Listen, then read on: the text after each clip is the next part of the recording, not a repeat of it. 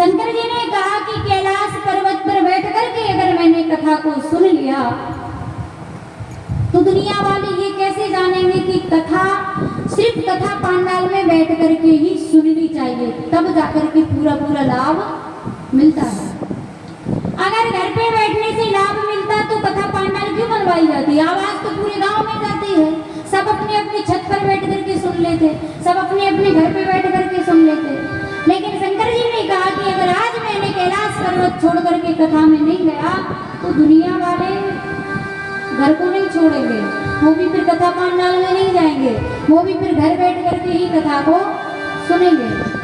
इसलिए चिंता कर रहा हूँ कि कथा कहाँ चल रही है, वहीं जाकर के मैं कथा को श्रवण करूंगा। सती जी ने कहा कि ठीक है जाइए, इसमें उदास होने की क्या जरूरत है। शंकर ने कहा कि सती मैं अकेली नहीं, मेरा मन है कि आप भी मेरे साथ में चलिए।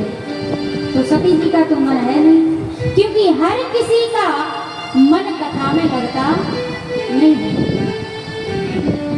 घर में कुछ लोग होंगे जो भगवान की भक्ति करते होंगे और कुछ लोग ऐसे होंगे जिन्हें भक्ति से कोई मतलब नहीं है, उन्हें कथा से कोई मतलब नहीं है। कैलाश पर्वत पर शंकर और सती के बीच में शंकर इतने रसिक हैं कथा के कि उन्हें अगर कथा मिल जाए ना तो वो सब कुछ भूल जाते हैं, नेत्र बंद करके कथा का आनंद लेते हैं। वहीं आज सती जी का मन कथा में नहीं लगता, मन ही नहीं है। सती जी ने कहा कि प्रभु अगर आपका मन है आप जाइए, मेरा मन नहीं है। शंकर जी ने कहा कि मन नहीं है लेकिन चलना तो पड़ेगा। सती जी ने कहा क्यों? शंकर जी ने कहा कि अगर आज तुम मेरे साथ में नहीं गई तो फिर दुनिया में पुरुष ही पुरुष कथा सुनेंगे, स्त्रियां फिर कथा में आने वाली नहीं है। क्यों? क्योंकि स्त्रियों को बहाना मिल जाएगा कि कथा को केवल शंकर ने सुना है, सती थोड़ी गई थी, इसलिए पुरुष ही पुरुष जाए, हम नहीं जाएंगे। आज शंकर जी ने कहा इसलिए आपको चलना ही पड़ेगा, मन हो या ना हो। और ध्यान देना, सती जी ने एक प्रश्न किया शंकर जी से कि एक बात बताओ प्रभु, अगर हम कथा में आपके साथ में चलेंगे तो कैलाश पर्वत पर फिर कोई नहीं रहेगा।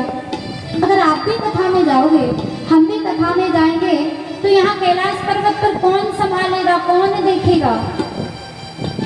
तो शंकर जी ने कहा कि सती ये भ्रम जो तुम्हें है ये दुनिया वालों को भी है। कैसा?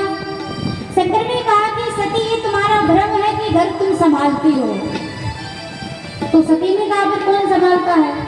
शंकर जी ने कहा कि संभालने वाला दिखता नहीं है, बाकी संभालने वाला कोई और होता है। और ध्यान देना, ये बात सती से शंकर जी नहीं बोल रहे हैं, ये बात हम और आपको शंकर जी बोल रहे हैं।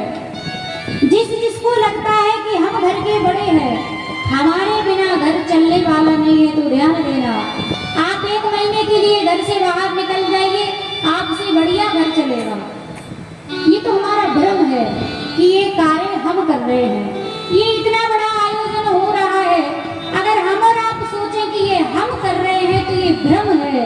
हम और आप करते जरूर दिख रहे हैं, बाकी करने वाला कोई और है।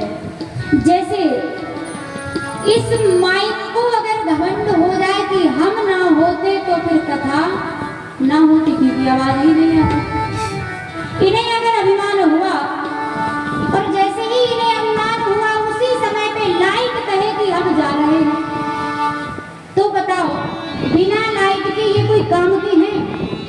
नहीं है। अगर इनमें करंट नहीं आएगा, लाइट नहीं आएगी, तो ये जैसे रखे हैं वैसे ही रखे रह जाएंगे, ये कोई काम के नहीं बनेंगे।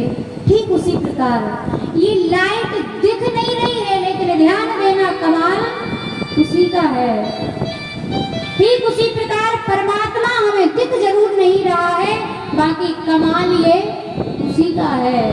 अगर उसने कृपा रूपी लाइट को हटा लिया तो हम और आप किसी काम के नहीं है। आज भगवान शंकर ने कहा कि सती आप मेरी पत्नी होकर के ऐसा भ्रम अगर पालोगी तो दुनिया वालों का क्या होगा?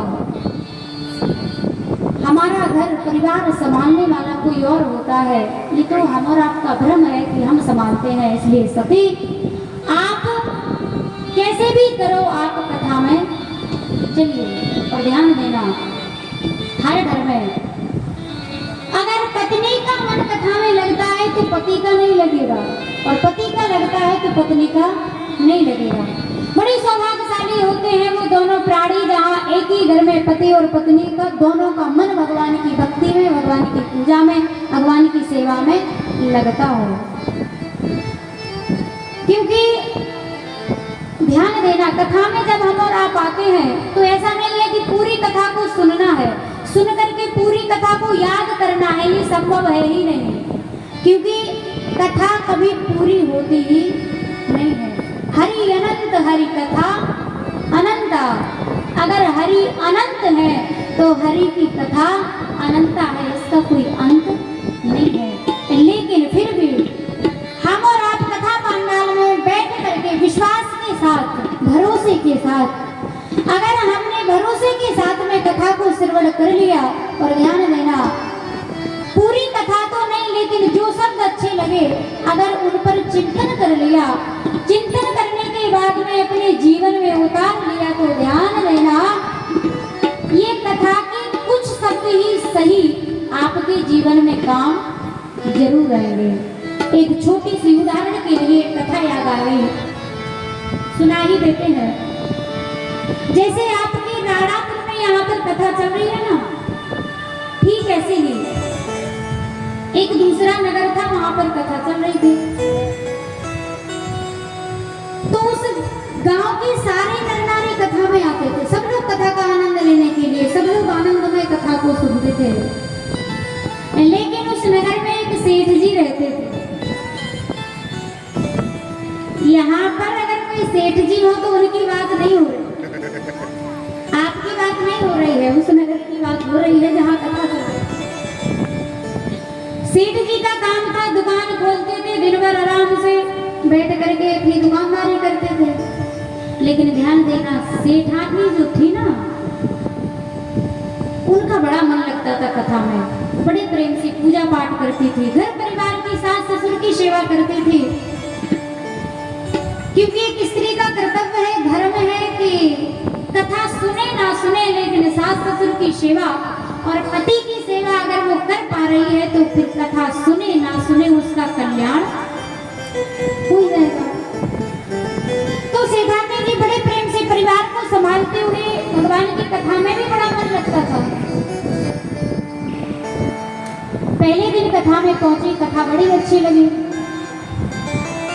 घर लौट करके आई, सेठ जी से कहा कि एक काम करना, कल तो आप भी कथा में चलना। सेठ जी ने कहा कि कथा में क्या करेंगे जा करके, आप जाते हो जाएगा उद्धार, जरूरी है कि दोनों जाएं। सेठानी ने कहा कि नहीं, एक बार मेरे कहने से जाना सही, एक बार कथा सुनना, इतना आनंद आ रहा है, आप एक बार चलोगे तो फिर रोज रोज जाओगे, एक बार जाकर के तो देखो। सेठ जी ने कहा कि एक बात बता